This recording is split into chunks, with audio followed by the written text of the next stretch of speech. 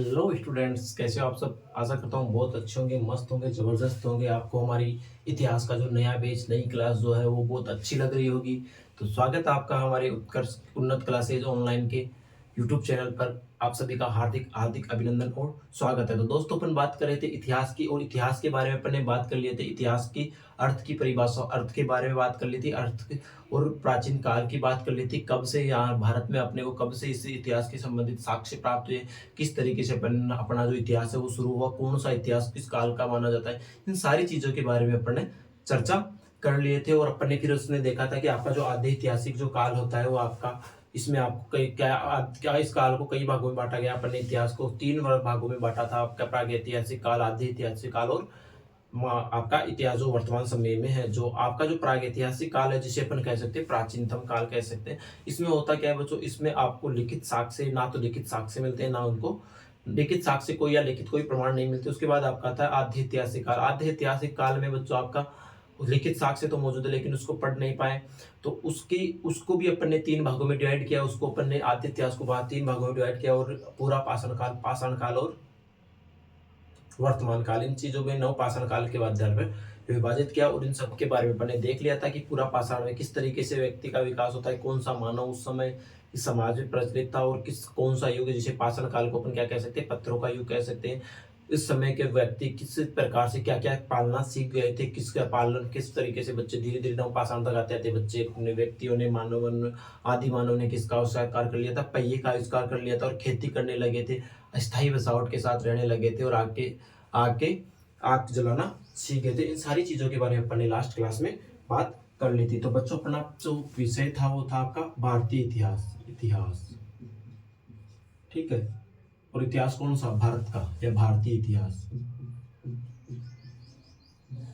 भारतीय इतिहास की जो ये क्लास है आपकी लाइव, आपकी रिकॉर्डेड जो क्लासेज आपको यूट्यूब चैनल पर मिलने वाली है, तो आप हमारे लाइक चैनल को ज्यादा से ज्यादा लाइक शेयर सब्सक्राइब करें। तो बच्चों, भारतीय इतिहास के अंदर सबसे पहले बात करते हैं अपन आधे इतिहास की। आधे इतिहास में बच्चों अपन बात करते हैं आधे इतिहास की। और आधे इतिहास के अंदर एक सभ्यता हुई, ठीक है। आधे इतिहास काल में एक सभ्यता हुई। और बच्चों, आधे इतिहास काल किसे कहते हैं, आधे इतिहास काल का से तात्पर्य था, आधे इतिहास काल से तात्पर्य यह था कि जिसके लिखित साक्ष्य तो मौजूद है लेकिन इनको पढ़ा नहीं गया। आधे ऐतिहासिक काल में क्या होता है बच्चों, लिखित साक्ष्य मौजूद, लिखित साक्ष्य मौजूद, लेकिन क्या नहीं किया गया, पढ़ा नहीं गया, ठीक है। यानी कि लिखित साक्ष्य तो मौजूद है लेकिन पढ़ा नहीं गया। और आज उसी से संबंधित अपन बात करेंगे, यानी कि वह काल जिसके साक्ष्य तो मौजूद है परंतु अब तक पढ़ा नहीं गया। इस काल के अंदर, इस काल के अंदर एक सभ्यता होती है आपकी, आधे ऐतिहासिक काल की एक सभ्यता है बच्चों, सिंधु घाटी सभ्यता। सिंधु घाटी सभ्यता, ठीक है, जिसे अपन हड़प्पा सभ्यता भी कह सकते हैं, ठीक है। आज बात करेंगे अपन, आज का जो अपना टॉपिक रहेगा वो रहेगा आपका सिंधु घाटी सभ्यता या हड़प्पा सभ्यता। और इस किस तरीके से इसका उत्पत्ति और इस समय क्या क्या चीजें अपने को देखने को मिलेंगी, इसकी लिपि किस तरीके से इसकी उत्पत्ति होती है, कहाँ कहाँ तक ये विस्तृत है, क्या क्या इसकी विशेषता है, इन सारी बातों की इन सारी टॉपिकों के अपन इस सेशन में इस अपने यूट्यूब चैनल पर चर्चा करने वाले हैं। सबसे पहले बात करेंगे बच्चों, अब पढ़ा नहीं गया तो सबसे पहले बात करेंगे अपन सिंधु घाटी सभ्यता की लिपि। लिपि कैसी थी, यानी इस पे अपन जिनको अपन पढ़ नहीं पाए, क्या लिपि, जिनको क्या नहीं गया, पढ़ा नहीं गया, भाई ऐसा क्या था इस लिपि में कि जो अपने इतिहासकार जो है वो पढ़ नहीं पाए। इस तरीके से अपन इसके बात करेंगे। इस लिपि को अपन कह सकते हैं, इसकी जो सिंधु घाटी सभ्यता की जो लिपि थी वो आपकी भाव चित्रात्मक थी, जिसे अपन भाव चित्रात्मक कहते हैं ना। जो मतलब ये जो भाव चित्रात्मक जो आजकल आप यूज करते हैं ना व्हाट्सएप पे इमोजीज, ये सारे इमोजीज क्या है, भाव चित्रात्मक लिपि है। इस ये आपको भाव प्रकट करते हैं। तो जो आपकी सिंधु घाटी सभ्यता की जो लिपि थी वो भाव चित्रात्मक थी। और इसकी लिखावट जो थी वो, इसकी लिखावट जो आपके थे वो आपके दाएं से बाएं थी, दाएं से बाएं। लिखा कैसे जाता था इसमें, दाएं से बाएं, दाएं से किधर से, तो इधर से लिखा जाता था, फिर इधर से, फिर इधर से, फिर इधर से, फिर इधर से, दाएं से बाएं। और फिर अगर पहली पंक्ति, तो ये तो आपकी पहली फर्स्ट लाइन, ठीक है। सेकंड लाइन हो जाती थी आपके बाएं से दाएं। जैसे अभी आप लिखते हो ना कि यहां तक आपके लाइन कंप्लीट होते हैं, आप यहां से स्टार्ट करते हो, जबकि सिंधु घाटी के लोगों ने क्या किया, यहां से स्टार्ट करते हैं, इधर जाते हैं, ऐसे इसको लिखते हैं। ठीक है, इस प्रकार से इन्होंने क्या किया बच्चों, लिखा कि जो आप स्टार्ट क्या किया, यानी ये जो ऐसी लिपि थी जो आपके दाएं से बाएं लिखी जाती है, यानी दाएं दिशा से, यानी दाएं साइड से लिखी जाती थी और फिर बाएं से लिखी जाती थी, यानी एक प्रकार से एक सर्प के आकार में होती है। तो अपन इसे क्या कह सकते हैं बच्चों, सर्पिलाकार भी कह सकते हैं, सर्पिलाकार, गोमूत्री। यानी जब गाय को देखते हो, गाय जब चलती है तो अपना मूत्र विसर्जन करती है चलते समय, तो वो देखते हो ना कि सांप की तरह से बन जाते हैं। तो इस तरह से लिपि को अन्य अन्य नामों से जाना जाता था। यानी कि इसकी जो पहली पंक्ति तो कैसे लिखी गई थी बच्चों, पहली पंक्ति आपके दाएं से बाएं लिखी गई और सेकंड आपके बाएं से दाएं लिखी गई, इस तरीके से। इसलिए इसका नाम क्या हुआ बच्चों, कैसे लिखी गई है, ऐसे लिखी गई, जैसे ऐसे लिखी गई। तो इसे देख सरप की तरह बन रही ना, तो इसे अपन क्या, इन्हें इतिहासकारों ने इसे कह दिया सर्पिलाकार। यानी क्या है कि एक सांप है, वो सांप की तरह ही लिखी जा रही है। इसे इन्होंने मनोविज्ञान इतिहासकारों ने कहा गोमूत्री। इसे अपन कहते हैं ब्रुष्टोफेदन, ब्रुष्टोफेदन। ठीक है, ब्रुष्टोफेदन, इसे ही अपन कह सकते हैं ब्रुष्टोफेदस। ठीक है, इस तरीके से इनको, इसके जो आपके इसके लिपि के उपनाम है। इस लिपि के आपकी जो लिपि है कौन सी, भाव चित्रात्मक, कहाँ मिली आपके, भाव चित्रात्मक लिपि कहाँ थी, सिंधु घाटी सभ्यता की, जो क्या नहीं की गई, पढ़ी नहीं गई। कितने भाव चित्र थे इसमें, 64 भाव चित्र थे।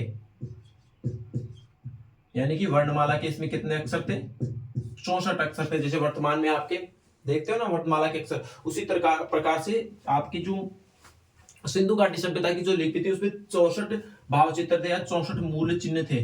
ठीक है, 64 मूल चिन्ह थे।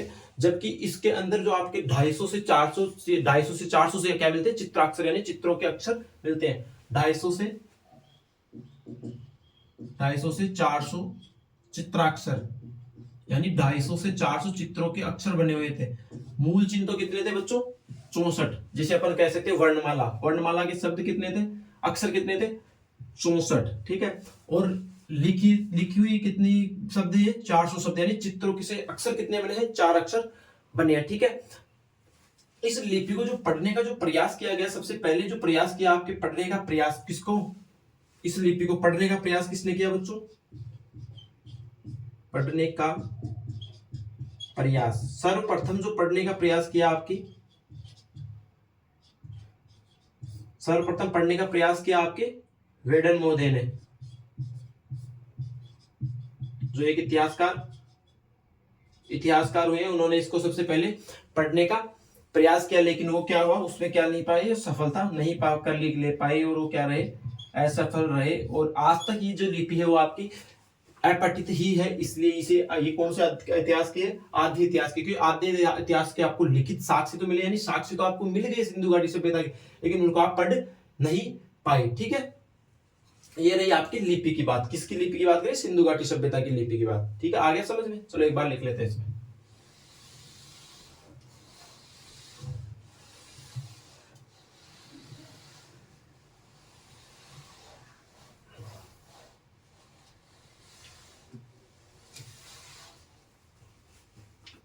आज का जो हेडिंग, आपका जो आज का जो टॉपिक रहेगा वो है आपका सिंधु घाटी सभ्यता, सिंधु घाटी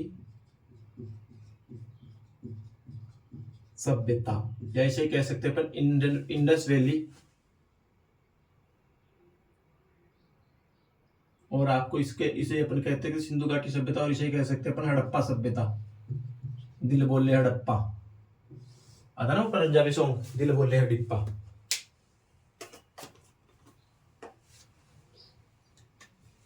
ठीक है, तो आज बात करें अपन सिंधु घाटी सभ्यता की। अपन जो सिंधु घाटी सभ्यता की सबसे पहले बात करते हैं लिपि। ये बच्चों आपके थी कहां, सिंधु घाटी सभ्यता की लिपि, लिपि कैसी है बच्चों इसकी? भाव चित्रात्मक, भाव चित्रात्मक कह लो इसको, सर्पिलाकार कह लो, ब्रुस्टोफेदन कह लो।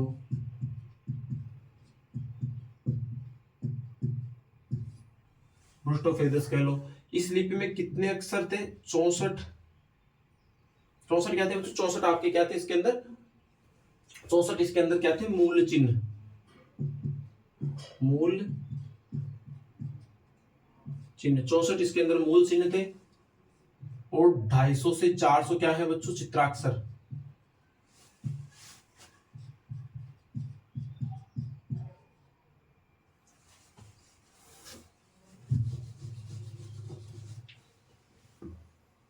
ढाई सौ से 400 क्या थे बच्चों इसके?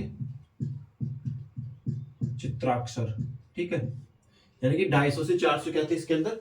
चित्राक्षर। लिखी कैसे जाती थी बच्चों? ये लिखी जाती थी बाएं से दाएं से बाएं, सॉरी, कैसे लिखी जाती थी बच्चों? ये आपके दाएं से बाएं।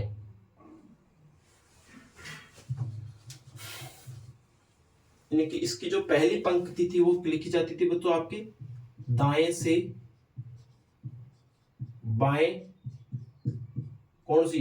पहली पंक्ति।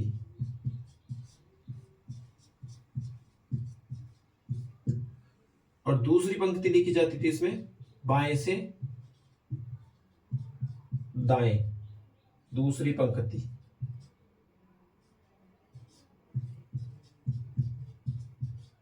तो बाकी फिर वापस आपके क्या हो जाएगा? दाएं से बाएं। तो मतलब ये इस तरीके से चलती थी। कैसे चलती थी बच्चों? ये आपको इस तरीके से चलती थी ये। ठीक है, यानी कि पहली लाइन ऐसे, दूसरी ऐसे, तीसरी ऐसे, चौथी ऐसे, पांचवी ऐसे, छठवीं ऐसे, इस तरीके से इसमें लाइनें लिखी जाती थी। तो इसे अपन कह सकते हैं, इस वजह से इसको क्या कहा जाता था? सर्पिलाकार कहा जाता था, ब्रुस्टोफेदन कहा जाता था, गोमूत्री भी कहा जाता है इसको। क्या कहा जाता था? गोमूत्री। बात करें बच्चों अपन किसकी? सिंधु घाटी सभ्यता या हड़प्पा सभ्यता की। इसको पढ़ने का जो सर्वप्रथम प्रयास किया था, पढ़ने का प्रयास,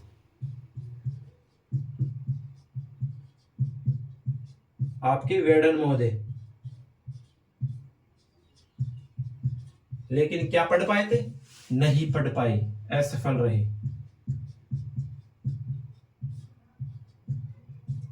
यानी कि ये जो लिपि है ये भाव चित्रात्मक थी। इसमें 64 मूल चिन्ह थे और ये 250 से 400 ईसा पूर्व तक इसमें थे। 250 से 400 इसमें चित्राक्षर थे। और उसके बाद बात करते इसे लिखी हुई थी ये दाएं से बाएं, पहली पंक्ति और दूसरी पंक्ति बाएं से दाएं लिखी गई थी। इसको पढ़ने का प्रयास सबसे पहले किसने कहा था? आपके वेडन महोदय ने। लेकिन वो क्या रहे बच्चों? आपके असफल रहे। ठीक है, अब बात करते हैं सिंधु का अतीत, यानी सिंधु सभ्यता का अतीत, यानी किस सभ्यता से संबंधित है ये? संसार में कौन कौन सी इस सिंधु घाटी सभ्यता से संबंधित सभ्यताएं कौन कौन सी, उनके बारे में अपन बात करते हैं। यानी किसके समकालीन थी?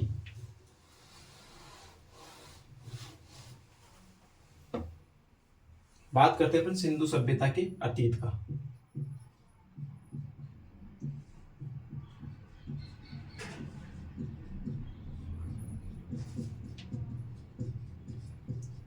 तो इससे पहले अपन बात करेंगे किसके समकालीन थी। इसके समकालीन कई प्रकार की आपके इससे संबंधित किस प्रकार की हुई? 4 सभ्यताएं। मुख्य रूप से अपने भारत में 4 सभ्यताएं हुई इस तरीके की।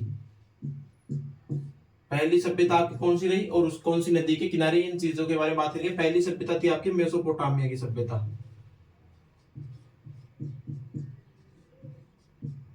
मेसोपोटामिया की सभ्यता आपके कहां थी बच्चों? ये आपके दजला व फरात नदियों के किनारे पर स्थित थी। दजला, फरात, फराद नहीं फरात, जिसे वर्तमान समय में किस नाम से जाना था? वर्तमान समय में से जाना था यूफ्रेटस और टिग्रिस। यूफ्रेटस और टिग्रिस, टिग्रिस। ठीक है, यूफ्रेटस और टिग्रिस, इन दो नामों से इनको जाना जाता है। उसके बाद दूसरी सभ्यता थी जो बच्चों आपकी दूसरी सभ्यता जो थी आपके मिस्र की सभ्यता थी। ठीक है, जिसमें अपने को क्या मिलती है? मम्मीज, मिस्र की सभ्यता। मिस्र की सभ्यता तो, और मिस्र की सभ्यता जो बच्चों आपकी थी वो आपकी कौन सी नदी के किनारे थी? नील नदी के किनारे थी। मिस्र की सभ्यता किसके किनारे पनपी? नील नदी के किनारे पनपी। तो तीसरी आपकी जो है वो आपकी है आपके सिंधु सभ्यता। सिंधु सभ्यता आपकी कौन सी नदी के किनारे थी? सिंधु सभ्यता जिसके बारे में अपन पढ़ने वाले हैं, सिंधु सभ्यता जो है आपके वो आपकी कौन सी नदी के किनारे थी? वो आपके सिंधु नदी के किनारे थी। ठीक है। और उसके बाद अंतिम जो सभ्यता थी मुख्य रूप से वो आपके चीन की सभ्यता। चीन की सभ्यता, और चीन की सभ्यता कौन सी नदी के किनारे थे? हांग हो, हाउलो नहीं, हांग हो, हांग हो नदी के किनारे पनपी। ठीक है बच्चों, अब एक चीज आपने इसमें देखी कि जो आपकी जो मेसोपोटामिया की सभ्यता वो भी नदियों के किनारे है, मिस्र की सभ्यता वो भी नदी के किनारे है, सिंधु सभ्यता वो भी नदी के किनारे, चीन की सभ्यता वो भी नदी के किनारे। बच्चों इसमें नदी के किनारे पनपने का कारण क्या था? नदी के किनारे पनपने का कारण था कि व्यक्ति के मूलभूत जो आवश्यकता थी वो थी जल, यानी कि बालक व्यक्ति के लिए मूलभूत जो आवश्यकता थी वो जल, और वो इसलिए जल के समास करती क्योंकि वहां आपको बहुत सी चीजें देखने को मिल सकती थी। ठीक है।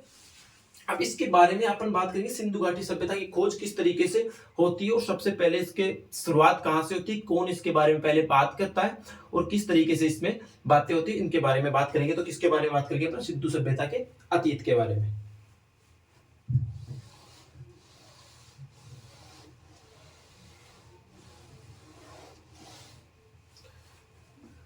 सिंधु सभ्यता के अतीत के बारे में बात करेंगे। पहले बात करते हैं बच्चों 1826 में एक आपके इतिहासकार होते हैं, एक इतिहासकार है आपके चार्ल्स मेसन होते हैं।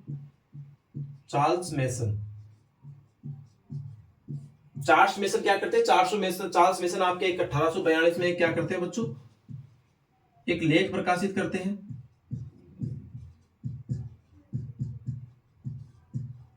और लेख में क्या करते हैं बच्चों? सिंधु घाटी या ऐसी एक सभ्यता के बारे में, सिंधु सभ्यता के बारे में लिखते हैं। यानी भारत में प्राचीन नगर होने की बात कही। यानी ये क्या कहते हैं कि आपने लेख जो 1842 में लेख प्रकाशित करते हैं, 1826 में चार्ल्स मेसन आते हैं और उन्होंने एक लेख प्रकाशित किया आपका अपना 1842, और 1842 के लेख प्रकाशित करते हुए इन्होंने कहा कि भारत में है ना, भारत में एक हड़प्पा नाम का नगर है।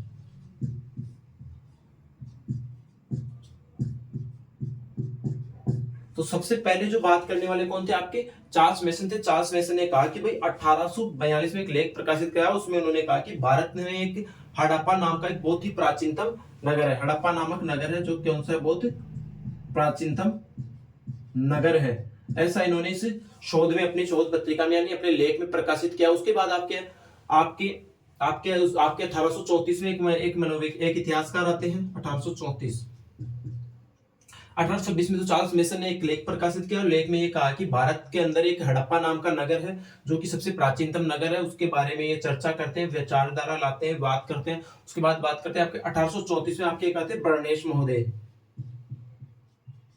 बर्नेश महोदय ये कहते हैं कि जो आपकी जो किसी एक नदी है उसके किनारे एक ध्वस्त सभ्यता है, यानी कि ये क्या कहते हैं? नदी के किनारे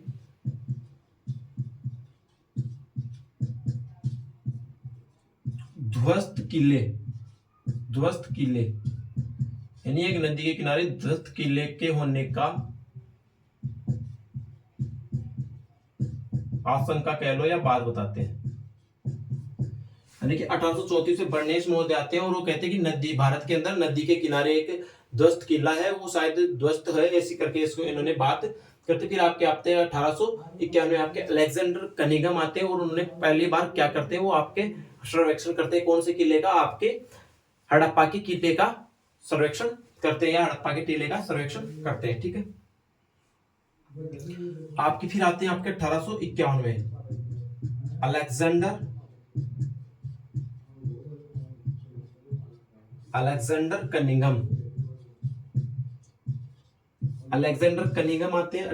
कनिंघम आते हैं और वो क्या कहते हैं कि ये क्या करते हैं? पहली बार क्या करते हैं? हड़प्पा किले का सर्वेक्षण करते हैं। हड़प्पा का सर्वेक्षण, ठीक है। आपके 1851 में क्या करते हैं? हड़प्पा किले का क्या करते हैं? सर्वेक्षण करते हैं। और 1856 में क्या करते हैं? पहली बार एक मानचित्र जारी करते हैं। इसमें कौन? 1856 में क्या कर देते हैं? ये मानचित्र मानचित्र जारी करते हैं।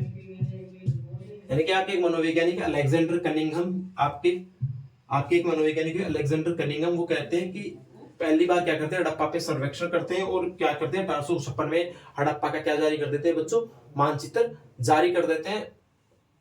उसके पहले आपके 1856 में मानचित्र जारी करते हैं, उसके पहले आपके 1851 के बाद बात करते हैं अपन 1853 की। 1853 में कराची में एक लाहौर कराची जो पाकिस्तान में स्थित है, वहां के एक मुल्तान के लिए एक रेलवे लाइन बिछाने का आपकी जो रेलवे लाइन की बात की जाती है कि यहाँ पे एक रेलवे लाइन बिछाई जाएगी। और उस समय एक जो आपके दो इतिहासकार होते हैं, जॉन व विलियम बर्टन ने क्या के आदेश पर क्या होता है, पहली बार इस टीले से ईंटें निकली गई। यानी 1856 में कराची से लाहौर कहाँ थे, बात करते हैं बच्चों 1856 में तो मानचित्र जारी हो जाता है। 1853 में क्या होता है, 1853 में होता है क्या, लाहौर से कराची के मध्य क्या रेलवे लाइन बिछाई जाती है, या रेलवे लाइन बिछाने का कार्य दिया जाता है। और किसको दिया जाता है वो कार्य आपके दिया जाता है जॉन व विलियम बर्टन। यानी कि 1853 में आपके जो लाहौर से कराची को रेलवे लाइन बिछाने का एक प्रस्ताव जारी किया जाता है, एक रेलवे लाइन बिछाने की बात कही जाती है और रेलवे लाइन बिछाने का प्रयास किया जाता है। और जो कि कराची से लाहौर के लिए एक रेलवे लाइन बिछाई जाती है, जिसकी कार्य सीमा या जिसका कार्यभार किसे दिया जाता है, जॉन विलियम को दिया जाता है। और सबसे पहले इस टीले पर क्या यानी यहाँ क्या मिलती है, ईंटें मिलती है, ईंटें प्राप्त होती है। किसको प्राप्त होती है बच्चों, ईंटें जॉन विलियम और बर्टन के आदेश से हड़प्पा की टीले से क्या निकलती है बच्चों, पहली बार ईंटें निकलती है। तो यहां तक बात होगी। मतलब 1856 के अंदर एक मनोविज्ञान आपके एक इतिहासकार आते हैं, 1826 में एक इतिहासकार आते हैं चार्ल्स मेसन क्या कहते हैं, लेकिन ये बात करते हैं कि भारत के अंदर एक हड़प्पा नामक कोई प्राचीन नगर होना चाहिए, ऐसे विचार देते हैं। और इसको ये प्रकाशित किसमें करते हैं, अपने 1842 के लेख में। फिर आपके 1826 के बाद आपके 1834 में एक और आपके इतिहासकार आते हैं बर्नेस महोदय कहते हैं कि नदी के किनारे कोई ध्वस्त टीला है या ध्वस्त किला, आपको इस नदी के किनारे एक ध्वस्त किला अपने को होने की आशंका जताते हैं, कौन, आपके बर्नेस महोदय। फिर आपके 1851 में आपके अलेक्जेंडर कनिंघम कहते हैं और पहले कहते हैं पहली बार क्या करते हैं, आपके हड़प्पा पर सर्वेक्षण करते हैं। और सर्वेक्षण क्यों करते हैं, रेलवे लाइन बिछाने के लिए क्या करते हैं, सर्वेक्षण करते हैं।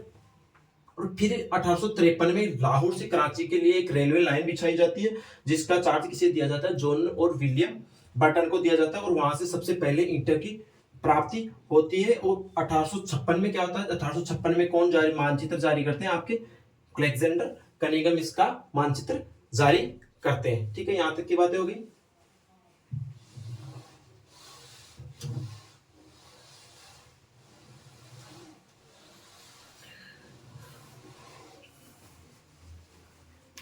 ठीक है, मानचित्र जारी करते हैं। फिर बात आती है आपके 1899 से 1905। 1899 से 1905 में एक भारत के अंदर एक व्यक्ति जो गवर्नर जनरल थे आपके, गवर्नर जनरल जिनका नाम था वायसराय, वो वायसराय बनकर भारत आता है। एक गवर्नर जनरल भारत आया और वो क्या कहता है, जिसका नाम था लॉर्ड कर्जन। यानी कि 1899 से 1905 के बीच में एक आपके क्या आता है, वायसराय। ठीक है, वायसराय आते हैं। वायसराय कौन थे आपके, लॉर्ड कर्जन।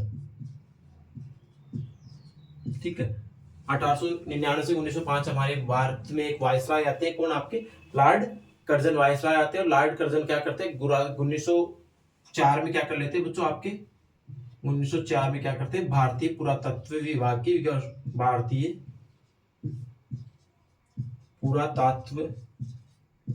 भारतीय पुरातत्व सर्वेक्षण विभाग,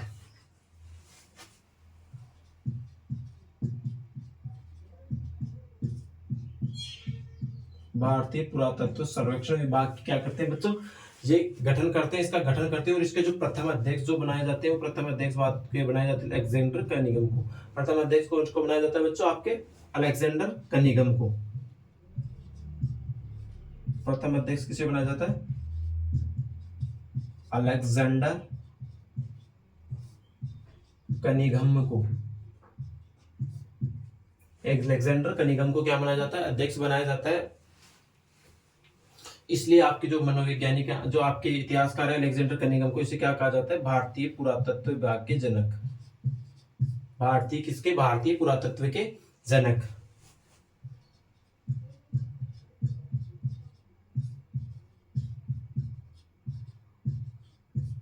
भारतीय पुरातत्व के जनक, ठीक है। अलेक्जेंडर कनिंघम को मनाया जाता है। 1908 के बाद में कनिंघम के बाद एक नए निदेशक के रूप में एक और आते हैं जिन्हें कहते हैं जॉन मार्शल। फिर आपके 1904 में तो कौन है, अलेक्जेंडर आपके कौन आते हैं, लॉर्ड कर्जन। लॉर्ड कर्जन क्या करते हैं, भारतीय पुरातत्व सर्वेक्षण विभाग का गठन करते हैं 1904 में। और उस समय प्रथम अध्यक्ष जो बनाया जाता है वो अलेक्जेंडर कनिंघम को बनाया जाता है। और उसके बाद इसलिए इसको क्या कहा जाता है, भारतीय पुरातत्व के जनक कहा जाता है। फिर आपके 1908 में एक इतिहासकार आते हैं, भारतीय नए निदेशक यानी इसके नए अध्यक्ष या निदेशक के रूप में एक आपके नए इतिहासकार आते हैं, जॉन मार्शल। कौन आते हैं, जॉन मार्शल आते हैं। और इन्होंने एक 5 सदस्यों की कमेटी गठित करते हैं, जिसे वो क्या करते हैं, इनको क्या जिम्मेदारी दी जाती है, भारत में क्या करते हैं, प्राचीन नगरों को खोजने का कार्य दिया जाता है। क्या करते हैं, जॉन मार्शल आते हैं, वो क्या करते हैं, 5 लोगों की कमेटी बनाते हैं। अब इस कमेटी का काम क्या था, भारत में प्राचीन या पुरातत्व नगरों की खोज करना। भारतीय पुरातत्व सर्वेक्षण विभाग को ये क्या दिया, भारत में जितने भी प्राचीन नगर हैं उनकी क्या करो, खोज करने का कार्य दिया जाता है। किसको दिया जाता है, आपके जॉन मार्शल को। कब दिया जाता है, 1908 में। और जिनके इसके जो कमेटी के जो 5 लोग थे, जो 5 सदस्य थे, वो कौन कौन थे बच्चों, पहले सदस्य तो आपके थे दयाराम साहनी। पहले सदस्य आपके दयाराम साहनी। दूसरे थे आपके आर.डी. बनर्जी, राखलदास बनर्जी।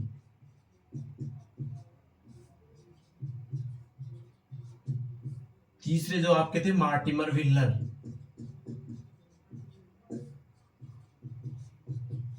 तीसरे आपके मार्टिमर व्हीलर। चौथे जो आपके थे, जो मनोवैज्ञानिक वो थे आपके एम.डी. वत्स, माधव स्वरूप वत्स। चौथा तो आपका था माधव स्वरूप वत्स। और जो 5वां और अंतिम जो था वो आपका अर्नेस्ट मैके।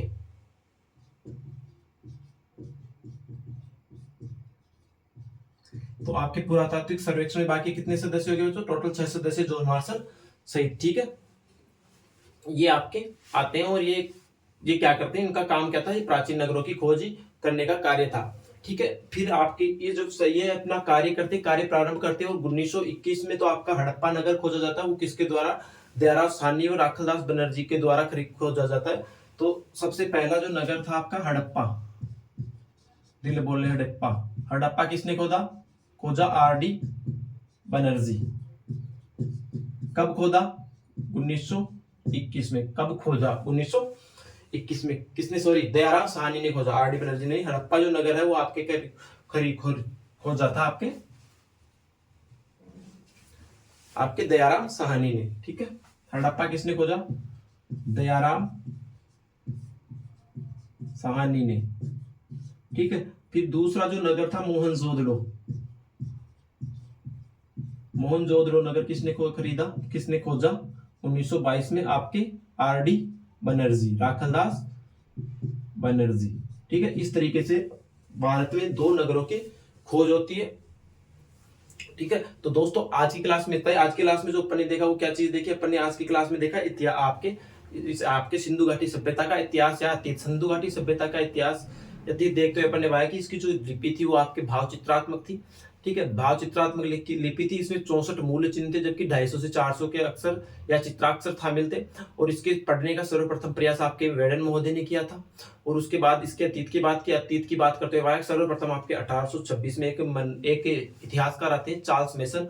और वो क्या करते हैं, 1842 में अपना एक लेख प्रकाशित करते हैं। और वो कहते हैं कि भारत में कोई हड़प्पा नामक के कोई प्राचीनतम नगर था। फिर आपके 1834 में बर्नेश महोदय आते हैं और वो कहते हैं कि भारत के अंदर किनारे किले का ध्वस्त होने के संकेत उसको मिलते हैं कि किसी नदी के किनारे कोई किला ध्वस्त हो रखा है। फिर आपके आपके 1851 में जो आपके अलेक्जेंडर कनिंघम आते हैं और वो पहली बार हड़प्पा के किले का क्या करते हैं, सर्वेक्षण करते हैं। और इस पर सबसे पहली बार मानचित्र जारी कौन करते हैं बच्चों, आपके अलेक्जेंडर कनिंघम करते हैं। और उसके बाद बात करते हैं 1853 में कराची से लाहौर के मध्य एक रेलवे लाइन बिछाने के कार्य किया जाता है। और उस कार्य की जिम्मेदारी जो दी जाती है वो आपको जोन व विलियम बट्टन ने दी जाती है। और उन्होंने उनके आदेशों पर हड़प्पा के टीले से सबसे पहले क्या निकलती है, ईंट। यानी उन्होंने आदेश दिया रेलवे लाइन की खुदाई के लिए, तो वहां से भाई वो टीला था पास में, तो यहाँ चलो इस टीले से आप मिट्टी उठा सकते हो। तो वहां से जैसे ही मिट्टी उठाने का प्रयास किया गया, वहां पे इनको क्या मिली, ईंटें मिली। फिर बात आती है 1899 से 1905 में। उसमें आपका भारत का एक गवर्नर जनरल बनकर आता है, जिसे अपन एनवायरस राय बनकर आता है, जिसका नाम था लॉर्ड कर्जन आते हैं। और वो क्या करते हैं, 1904 में भारतीय पुरातत्व एवं सर्वेक्षण विभाग की स्थापना करते हैं। और जिसके प्रथम अध्यक्ष आपके अलेक्जेंडर कनिंघम को बनाया जाता है। और इस वजह से आपके अलेक्जेंडर कनिंघम को भारतीय पुरातत्व का जनक कहा जाता है। फिर आपके 1908 में इस कनिंघम के बाद जो इस भारतीय पुरातत्व विभाग के जो अध्यक्ष बनाए जाते हैं, निदेशक बनाए जाते हैं, उसे जॉन मार्शल को बनाया जाता है। और जॉन मार्शल ने 5 सदस्यों की एक कमेटी गठित करते हैं, जिसका कार्य क्या था कि भारत में जितने भी प्राचीन नगर है उनकी खोज की जाए। जिनके सदस्य आपके मुख्य रूप से कौन कौन थे, आपके सबसे पहले दयाराम साहनी, फिर आपके राखलदास बनर्जी, माधव सुरुवत, वत्स, मार्टिमर व्हीलर, अर्नेस्ट मैके। और उसके बाद बात करते थे दयाराम साहनी ने सबसे पहले 1921 में किस टिले किया, किस नगर की खोज की, हड़प्पा नगर की खोज करते हैं। उसके बाद बात करते हैं राखलदास बनर्जी, और राखलदास बनर्जी ने 1922 में मोहनजोदड़ो की खोज की। तो दोस्तों आज की क्लास बहुत में इतना ही। आशा करता हूँ आपको आज की क्लास बहुत अच्छी लगी होगी। तो हमारी क्लास को ज्यादा से ज्यादा लाइक शेयर और सब्सक्राइब करें। धन्यवाद।